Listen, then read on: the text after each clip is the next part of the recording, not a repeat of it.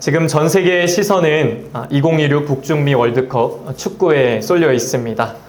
뉴스를 보니까 이번 월드컵의 최대 이변으로 꼽힐 경기가 나왔다고 합니다. 피파 랭킹 2위인 무적함대 스페인과 67위인 카보베르데의 조별리그 경기였는데요. 결과는 0대 0으로 비겼습니다. 스페인은 강력한 축구 우승 후보고 세계 최고의 몸값을 자랑하는 스타 선수들이 즐비한 축구 강국입니다. 반면에 카보베르데는 이름도 저도 처음 들어봤어요. 서아프리카에 있는 인구 52만 명의 작은 섬나라입니다. 월드컵 첫 출전이고 선수들도 무명의 선수들로만 가득 찬 아주 생소한 팀입니다. 그런 나라가 우승 후보 스페인과 무승부라는 대이변을 기록했다라는 것입니다. 이 경기에서 주목된 선수는 바로 이 카보베르데의 골키퍼였는데요. 보통 골키퍼는 38살 이전에 대부분 은퇴를 한다고 합니다. 그런데 이 선수는 나이가 40살입니다. 이 대회의 최고령 선수라고 하죠. 골키퍼로는 많은 나이에 스페인의 27개의 슈팅을 다 막아냈대요. 정말 대단하죠. 그 어마어마한 슈팅을 다 막아내는 놀라운 경기를 펼쳤습니다. 그래서 이후에 전 세계 많은 언론에서는 이 경기가 다윗과 골리앗의 경기였다. 이해가 되시죠? 나이는 숫자에 불과하다라는 아주 최고의 찬사를 부었습니다. 이 선수는 정말 나이는 숫자에 불과하다라는 것을 증명해냈고 골키퍼로서는 많은 나이에 투혼을 보여주면서 전 세계 축구 팬들에게 큰 감동을 주었습니다. 이렇게 세상은 나이와 숫자로 사람의 가치를 평가하는 경향이 있습니다. 그러나 하나님은 나이를 전혀 신경 쓰지 않은 것 같습니다. 나이의 많고 적음을 생각하시지 않습니다. 아브라함은 75세에 가나안 땅으로 가라라는 하나님의 부르심을 받았습니다. 모세는 80세에 이스라엘의 지도자로서 출애굽이라는 하나님의 부르심을 받았습니다. 무려 80세의 나이에. 이처럼 나이는 하나님이 사람을 쓰시는데 걸림돌이 되지 않는 걸 보여줍니다. 오늘 그 이야기가 펼쳐집니다.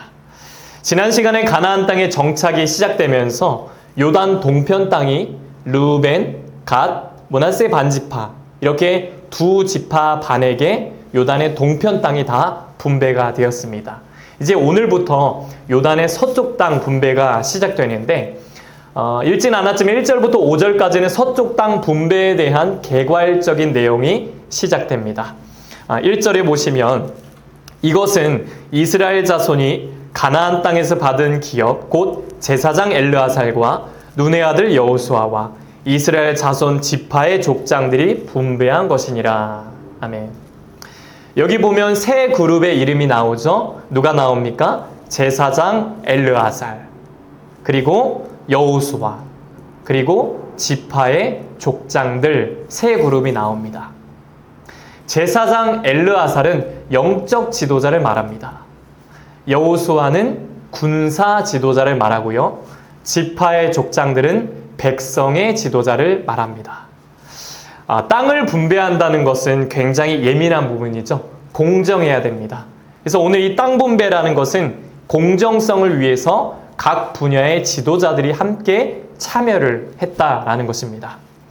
그러면 그 분배를 어떤 방식으로 하는가? 오늘 2절에 보시면 여호와께서 모세에게 명령하신 대로 그들의 기업을 제비 뽑아 9지파와 반지파에게 주었으니.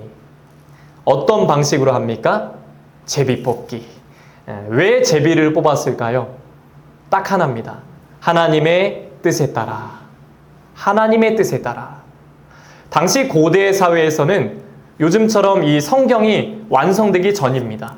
그래서 이 사회에서는 하나님의 뜻을 깨닫고 그 뜻에 순종하는 강력한 수단이 바로 제비뽑기였다라는 것입니다. 이렇게 백성들은 제비뽑기를 통해서 각 지파의 영토를 분배받았습니다. 그런데 여기에 레위 지파만 제외되었습니다.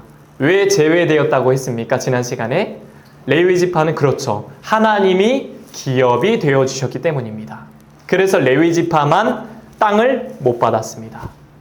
반면에 오늘 4절에 나온 것처럼 요셉 지파는 두 아들인 므낫세와 에브라임이 각각 한 지파씩 분류가 되어서 두 지파의 기업을 차지했습니다. 그러니까 한마디로 요셉 지파만 두 몫을 받게 된 겁니다. 근데 이거 좀 불공평한 거 아닙니까? 레위 지파는 하나도 못 받았는데 요셉 지파만 두 개를 받았다라는 것입니다. 자, 그 이유가 창세기의 야곱으로 올라갑니다.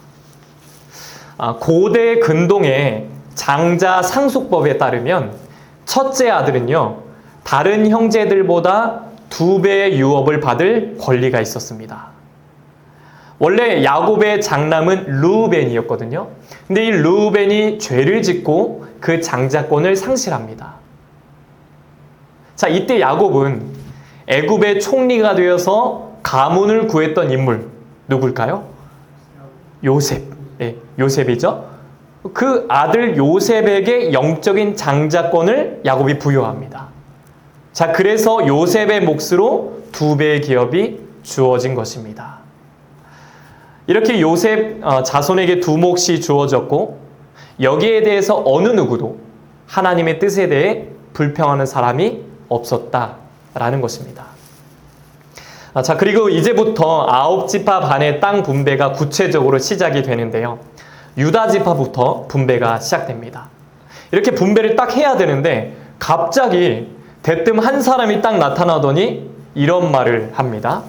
오늘 6절에 보시면 그때에 유다 자손이 길갈에 있는 여호수아에게 나오고 그니스 사람 여분네의 아들 갈렙이 여호수아에게 말하되 여호와께서 가데스 바네아에서 나와 당신에게 대하여 하나님의 사람 모세에게 이르신 일을 당신이 아시는 바라.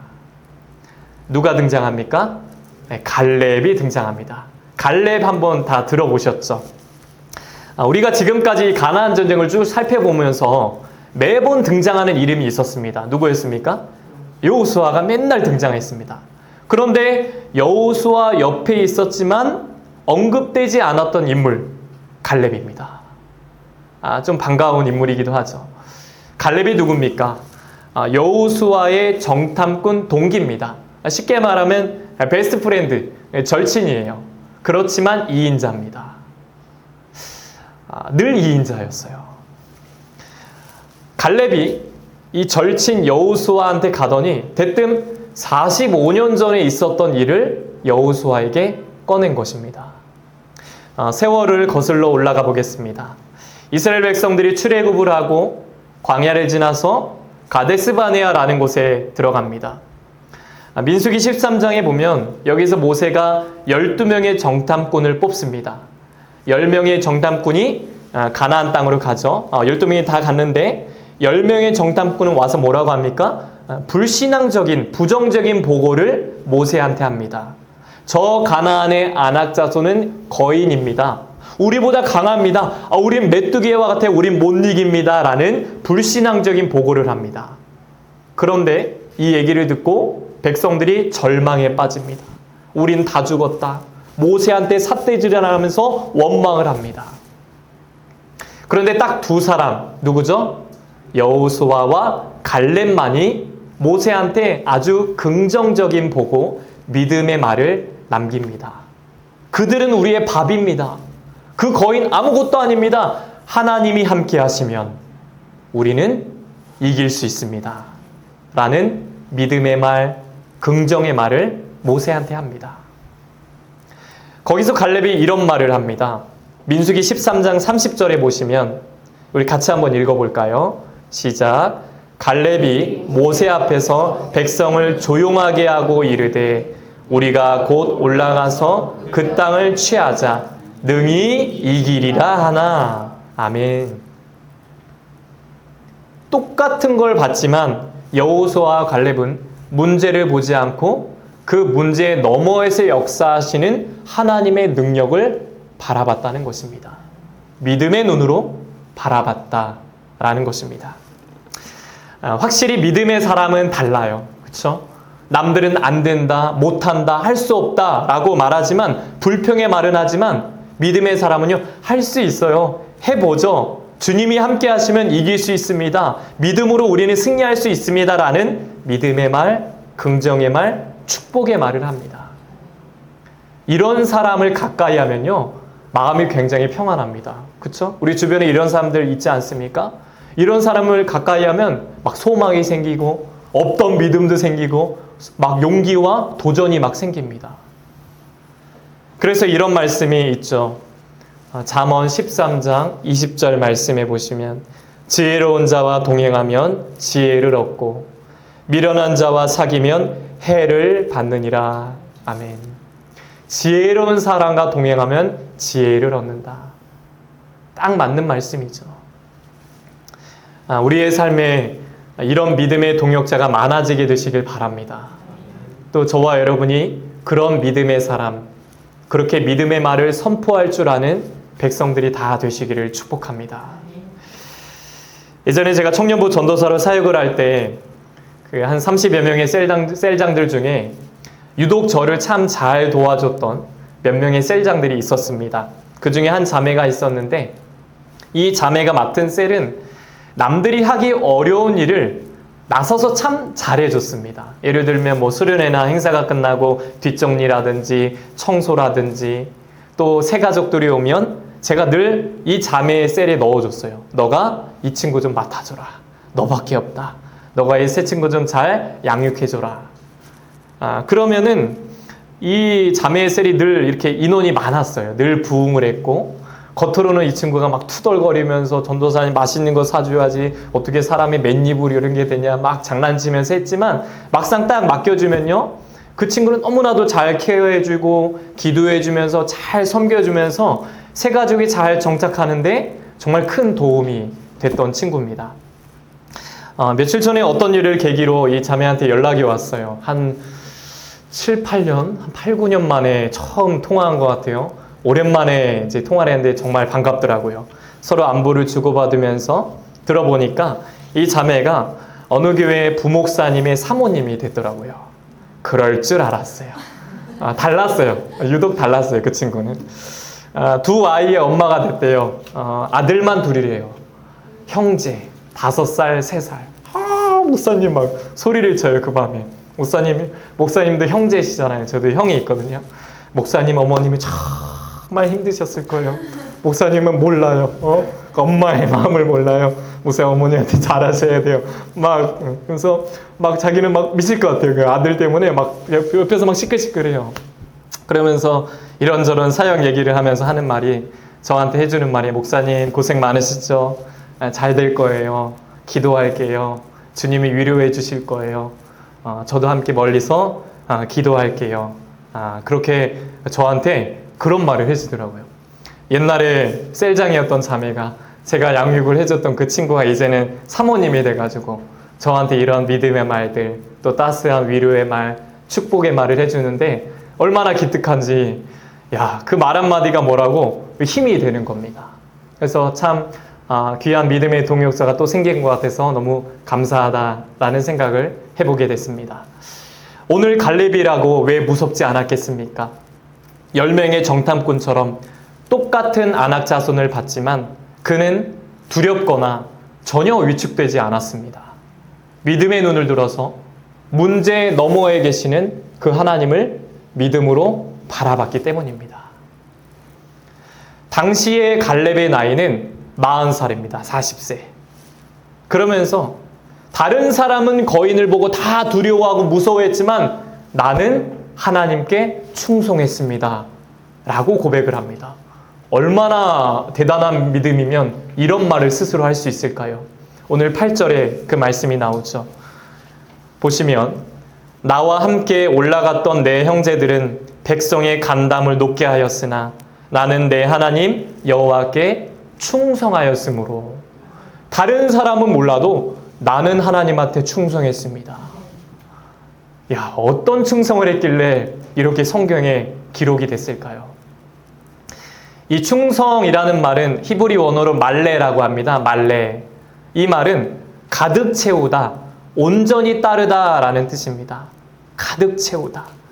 갈렙은 말씀으로 마음을 가득 채우고 한결같이 변함없이 주님을 따라갔던 것입니다.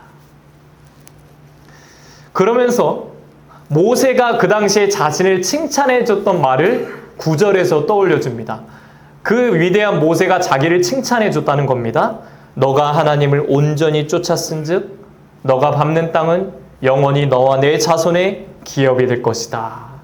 모세한테 이런 칭찬을 받았다는 거예요. 그리고 하나님께서도 이렇게 충성한 갈렙에게 특별한 약속을 해주셨습니다. 어떤 약속인가? 민수기 14장 24절에 보시면 오직 내 종 갈렙은 그 마음이 그들과 달라서 나를 온전히 쫓았은즉 그의 갔던 땅으로 내가 그를 인도하여 드리리니 그 자손이 그 땅을 차지하리라. 아멘. 하나님이 갈렙을 어떻게 말씀하십니까? 오직 내 종 갈렙은. 이것보다 위대한 칭찬이 어디 있을까요? 하나님이 오직 내 종이래요. 우리 성도님들이 하나님 앞에 이런 칭찬을 다 받으셨으면 좋겠습니다. 오직 내 종 땡땡아. 하나님은 갈렙을 칭찬하시면서 그가 정탐했던 그 땅으로 그와 그 자손을 인도해 주겠다라고 약속을 해주셨습니다. 갈렙은 이 약속을 붙잡았습니다. 이 약속을 믿었습니다. 몇 년 동안 믿었습니까? 45년 동안. 45년의 세월을 하나님의 약속만 믿고 믿었다, 기다렸다라는 것입니다. 10절에 보시면 이제 보소서 여호와께서 이 말씀을 모세에게 이르신 때로부터 이스라엘이 광야에서 방황한 이 45년 동안을 여호와께서 말씀하신 대로 나를 생존하게 하셨나이다. 오늘 내가 85세로 돼. 40세, 40살의 땅을 정탐하고 45년의 세월이 흘러서 지금 몇 살입니까? 85세가 되었습니다. 고령의 나이죠. 1, 2년도 아니고 3, 4년도 아니고 무려 45년 동안을 약속만 믿고 기다렸습니다. 그 힘의 근원, 인내의 근원은 무엇이었을까요? 내가 버틴 게 아닙니다. 하나님이 나를 버티게 하셨습니다. 여호와께서 말씀하신 대로 나를 생존하게 하셨나이다 라고 합니다. 하나님이 나를 지켜주셨습니다. 갈렙은 말씀을 붙들었습니다. 약속을 붙들고 믿음을 붙들고 지금까지 버티며 인내한 것입니다. 45년 동안입니다. 언제 이루어질지 모르지만 이루어질 것입니다. 믿고 기다렸다는 것입니다. 그러면서 11절에서 말하기를 나는 여전히 강합니다. 내 힘이 45년 전이나 지금이나 똑같습니다. 지금도 힘이 넘쳐서 나는 싸울 수 있습니다. 그러니 그 땅을 제게 주십시오. 이게 말이 됩니까? 어떻게 변하지 않았을까요? 당연히 변했겠죠. 85세의 나이인데 그러나 그의 마음은 변하지 않았다는 겁니다. 그때나 지금이나 내 마음은 여전히 싸울 수 있으니 그 땅을 내게 주십시오 라고 여호수아한테 요청합니다. 12절에 나옵니다. 그날에 여호와께서 말씀하신 이 산지를 지금 내게 주소서. 이 산지를 내게 주소서. 그 나이에 참 대단한 믿음이죠. 그러면 갈렙이 말한 이 산지는 과연 어디일까요? 바로 헤브론입니다. 헤브론. 45년 전에 하나님이 자신에게 약속하셨던 땅, 남들이 무서워했던 그 아낙 자손의 땅, 그 헤브론을 달라고 한 겁니다. 헤브론은 해발 약 1000m의 산지입니다. 고지대에 위치한 도시입니다. 갈렙은 말씀드렸듯이 2인자입니다. 아주 베스트 프렌드 절친한테 여호수아한테 얘기해서 이왕이면 좋은 땅, 나는 좋은 평지 알지? 나 좋은 땅 줘야 되는 거 알지? 요청할 수 있는 위치입니다. 그런데 누구도 가고 싶지 않은 무서운 땅 헤브론을 달라고 한 겁니다. 오늘 마지막에 보면, 마지막 절에 보면 헤브론의 옛 이름이 기럇 아르바라고 합니다. 기럇 아르바. 아르바의 성읍이라는 뜻입니다. 아르바의 성읍. 이 아르바라는 사람은 당시 그 아낙 사람, 그 거인 족속 중에서도 가장 큰 사람이 아르바였습니다. 85세의 나이에 가만히만 앉아 있어도 알아서 좋은 땅을 받을 수 있었는데 아무도 가지 않는 땅에 가서 자기가 거기 가서 정복하겠다라는 것입니다.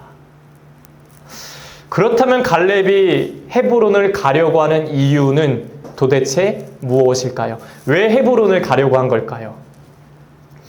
헤브론은 과거에 아브라함이 가나안 땅에 들어와서 처음 산 땅입니다. 아브라함과 그의 아내 사라가 묻힌 땅이고 그 아들 이삭과 리브가가 묻힌 땅이고 야곱과 레아가 묻힌 땅이 헤브론입니다. 믿음의 조상들을 통해서 영적인 축복이 흐르는 땅, 약속의 중심지가 헤브론입니다. 그런 땅에 비록 아낙 자손 거인이 살고 있지만 갈렙은 믿음의 눈으로 그 땅을 자기가 가서 정복하겠다라고 선포한 것입니다. 영적인 축복을 사모한 것입니다. 대단하죠? 갈렙은 알았습니다. 인생을 살면서 무엇이 진짜 복인지, 무엇이 진짜 살 길인지 알았습니다. 갈렙도 사람입니다. 왜 좋은 땅이 눈에 안 보였겠습니까? 가만히 있어도 되는데, 가만히 있다가 여호수아 나 이 땅 가질래 딱 찍으면 바로 받을 수 있는 그런 상황입니다. 그러나 갈렙은 내가 원하는 땅이 아니라 하나님이 주신 땅이 복이라는 것을 믿었습니다. 그래서 쉬운 길, 편한 길이 아니라 어려운 길, 무서운 땅, 헤브론, 그러나 축복이 임하는 땅을 선택한 것입니다. 예수를 믿는다는 것은 쉬운 길이 아닙니다. 참 어렵죠. 이렇게 날씨 좋은 날 놀러 가고 싶기도 하고, 십자가의 길이고 좁은 길이고 때로는 부담되는 길입니다. 하고 싶은 것을 안 하고 해야 할 일을 하는 것입니다. 그것이 사명입니다. 그래서 우리는 남들처럼 똑같이 일을 해도, 똑같이 땀 흘리며 일을 해도 목표가 다릅니다. 세상은 자기의 땅을 넓혀가지만 우리는 주님의 땅을 넓혀갑니다. 우리의 목표는 주님의 나라를 세워가는 것입니다. 주님께 영광을 올려드리는 것입니다. 그 일을 위해 주님이 우리를 부르셨고 지금도 살아가게 하시고 신앙생활을 하고 있는 것입니다. 이걸 잊지 말아야 합니다. 갈렙의 이름이 참 특이합니다. 갈렙의 이름은 히브리 원어로 칼레브라고 하는데 이 말은 개라는 뜻입니다. 개예요, 개. 그런데 이게 안 좋은 이미지가 아니라 충견, 충성이라는 뜻입니다. 충견, 충성. 개처럼 주인을 향해서 충성스러운 믿음을 가졌다는 것입니다. 성경은 갈렙을 이렇게 소개합니다. 14절 후반에 보시면 그가 이스라엘의 하나님 여호와를 온전히 쫓았음이라. 아멘. 이걸 영어 성경으로 번역하면 온 마음을 다해, 전심으로 라는 뜻입니다. 온 마음을 다해. 갈렙의 삶 자체가 하나님께 온 마음을 드리는 그런 삶이었습니다. 온 마음으로 주님을 따른다는 것은 무슨 일을 하든지 주님께 순종했다는 것입니다. 100% 주님께 순종했다. 주일만 성도로 산 게 아니라 월요일부터 토요일까지 매일같이 성도로서 주님께 충성하며 살아냈다는 것입니다. 이게 갈렙이었습니다. 매일의 삶이 충성이었다. 주님께. 갈렙은 어떻게 45년 동안 하나님의 약속을 품었을까요? 할 수 있을까요? 어떻게 믿을 수 있었을까요? 그 오랜 시간 동안. 딱 하나밖에 없습니다. 오늘 12절 후반에 보시면 여호와께서 나와 함께 하시면 내가 여호와께서 말씀하신 대로 그들을 쫓아내리이다. 갈렙은 날마다 하나님이 함께 하심을 믿었습니다. 그래서 변하지 않았습니다. 그의 믿음은 40살일 때도 85세의 고령이 되었을 때도 전혀 하나도 변하지 않았습니다. 내 몸은 늙었지만, 내 몸은 약해지고 있지만 마음은 여전히 불같은 청년 신앙이었습니다. 마음은 여전히 불같은 헌신으로 가득 찼다라는 것입니다. 신앙생활은 처음 믿음을 끝까지 지켜내는 것입니다. 상황과 감정에 따라서 왔다 갔다 하는 게 아니라 지켜내는 것입니다. 주일 성수 하겠습니다. 이렇게 헌신하겠습니다. 순종하겠습니다. 결단해 보겠습니다. 지켜내는 것이 믿음입니다. 이것이 갈렙의 믿음입니다. 결국 갈렙이 나중에 헤브론 땅을 점령합니다. 은퇴하고도 남을 85세의 나이에 몸은 은퇴해야 했지만 믿음은 은퇴하지 않았습니다. 믿음은 여전히 진행 중이었습니다. 그에게서 고령의 흔적을 전혀 찾아볼 수 없었습니다. 여전히 믿음에 도전했다는 겁니다. 여호와께서 말씀하신 이 산지를 지금 내게 주소서. 제가 가겠습니다. 그에게 목숨이 붙어있는 한 믿음의 도전은 끝나지 않았다는 것입니다. 우리의 믿음은 어떻습니까? 우리는 믿음으로 도전하고 있습니까? 하나님은 우리의 나이와 환경을 보지 않으십니다. 형편을 보지 않으십니다. 마음을 보십니다. 중심, 믿음을 보십니다.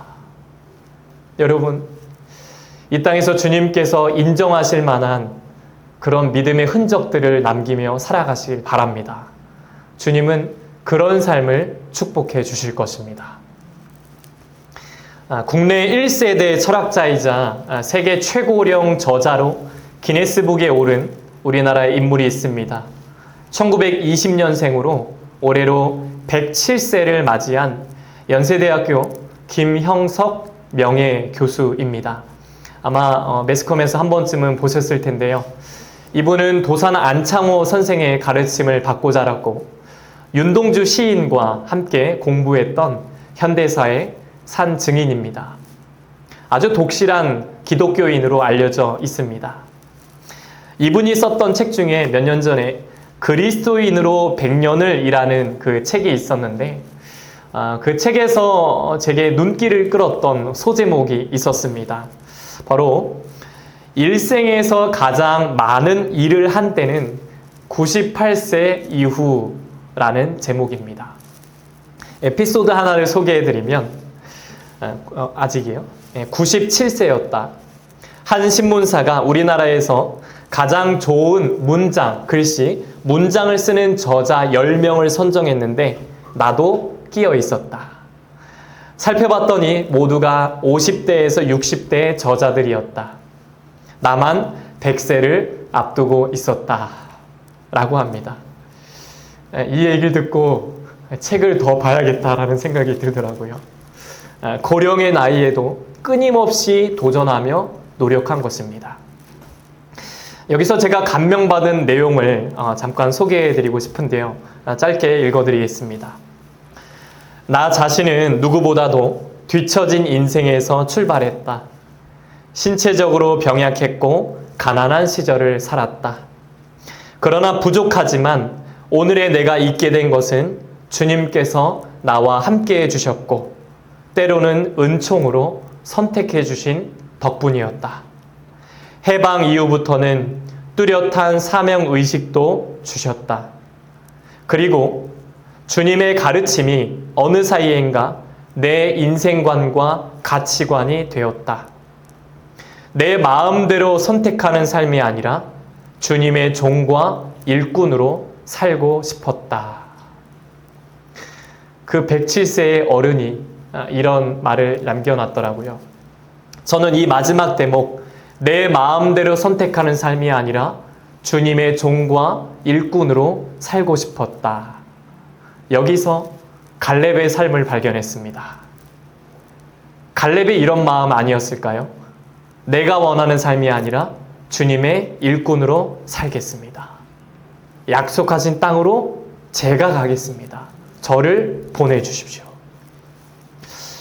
오늘 갈렙의 신앙은 한마디로 육신의 한계를 믿음으로 극복하는 청년 신앙이요 전투적인 신앙이었습니다. 우리가 이 길을 가기 원합니다. 주님이 말씀하신 이 산지를 내게 주소서.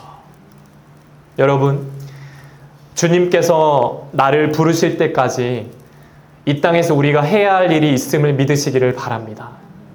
주님이 불러주실 때까지 할 일이 있습니다. 맡은 자들에게 구할 것은 충성이니라. 갈렙처럼 비록 주연이 아니라 여호수아처럼 주인공이 아니라 조연으로 살지라도 주신 사명 끝까지 다 완수해서 주님께 칭찬받으시길 바랍니다. 그래서 주님이 인정하시는 믿음의 반열에 다 오르는 저와 여러분 되시길 주님의 이름으로 간절히 축복합니다. 이제 함께 찬양하고 기도하겠습니다. 우리 갈렙의 믿음을 기억하면서 주님이 주신 땅으로 이 산지를 내게 주셔서 찬양하겠습니다.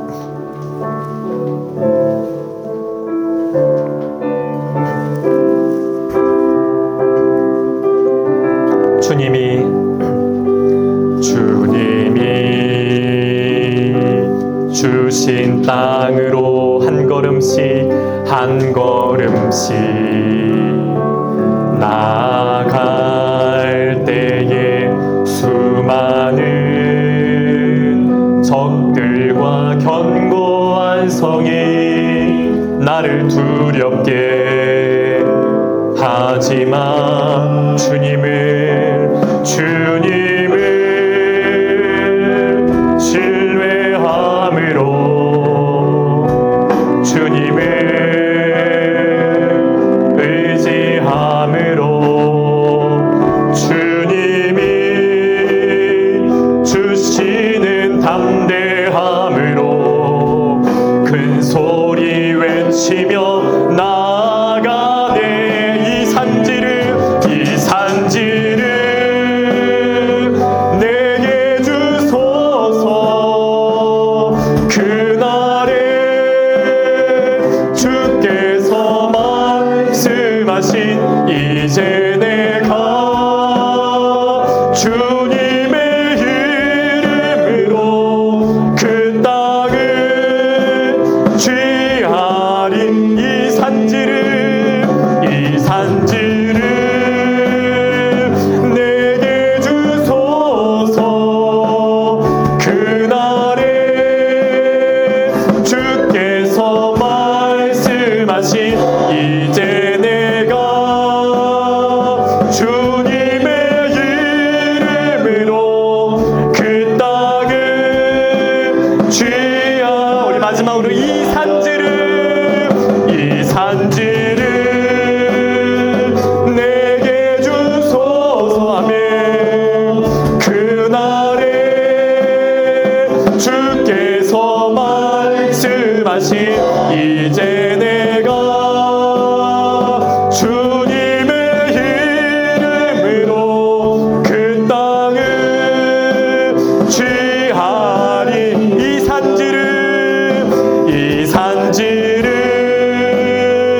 내게 주소서. 그날에 주께서 말씀하신 이제 내가 주님의 이름으로 그 땅을 취하리라.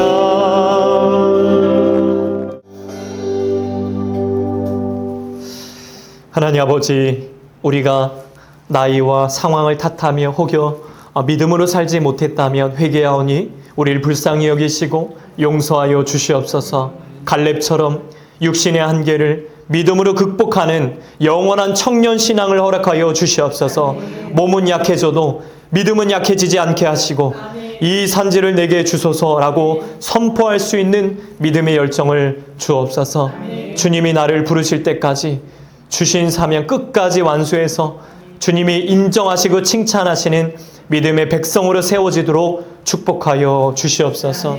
이제는 우리 주 예수 그리스도의 은혜와 하나님 아버지의 넘치는 사랑하심과 성령의 감화감동 역사 교통하심이 갈렙처럼 변치 않는 믿음과 열정으로 주신 사명 끝까지 완수해서 주님께 영광 돌리며 살기 원하는 우리 씨앗의 성도들과 가정과 자녀들과 일터 위에 이제부터 영원토록 함께 하시기를 간절히 축원하옵나이다. 아멘.